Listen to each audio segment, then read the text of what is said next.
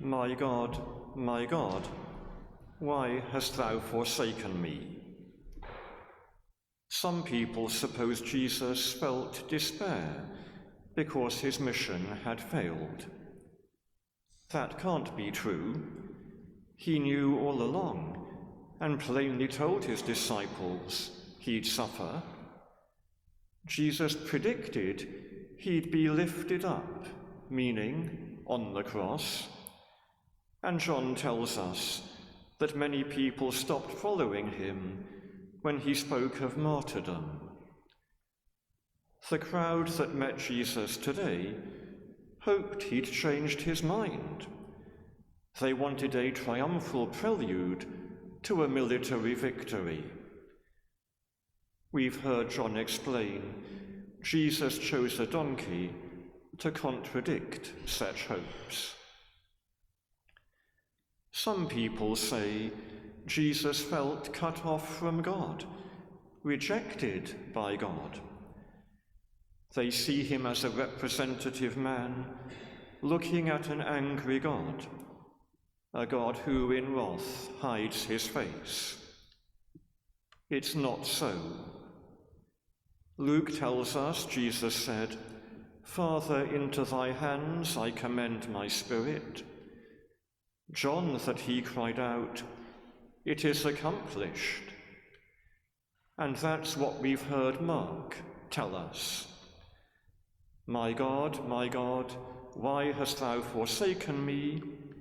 is the beginning of today's responsorial psalm. In Jewish custom, a text's first words refer to the whole of it. Jesus was claiming the fulfillment of that prophecy of his being mocked, thirsty, pierced, of soldiers casting lots for his robe. And reading the whole psalm, we find its author demanding a hearing because he knows God is trustworthy, knows God is with him, despite not protecting him from enemies who torture him. He foresees a victory which will draw the whole world to the true God. For as Jesus had predicted, his sacrifice draws the cosmos to himself. In the 15th century, someone invented the idea that God transferred to Jesus the punishment due to us. And that idea is still around, despite having no basis in scripture, liturgy, or tradition. Since it charges God with gross injustice, it's a blasphemous idea. When Jesus was crucified, it wasn't God punishing a man, it was men punishing God. For as the Church has defined, it was one of the Trinity who was crucified in the flesh. The high priest and council condemned him for blasphemy. Pilate ratified their sentence out of fear for his own position. The crowd wanted Jesus crucified because they preferred the policy of a guerrilla warrior like Barabbas. Jesus crucified wasn't a representative man looking at an angry God. He was the representative God looking at angry men.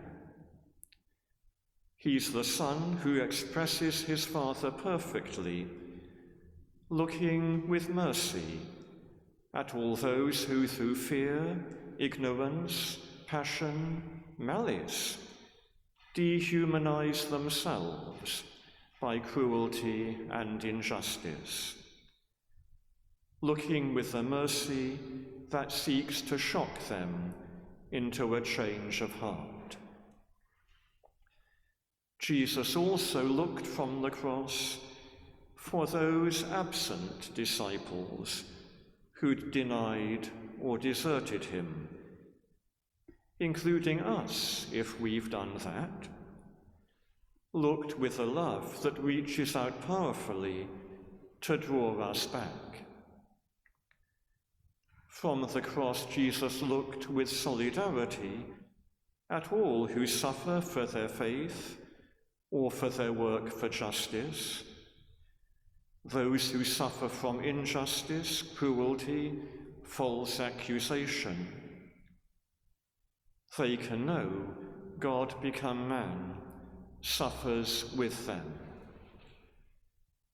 Jesus looked with compassion at all who do feel cut off from God, who fear God has forsaken them and yearn to see his kind face again. God hasn't hidden his face. He shows us his kind face. It's the face of Christ on the cross.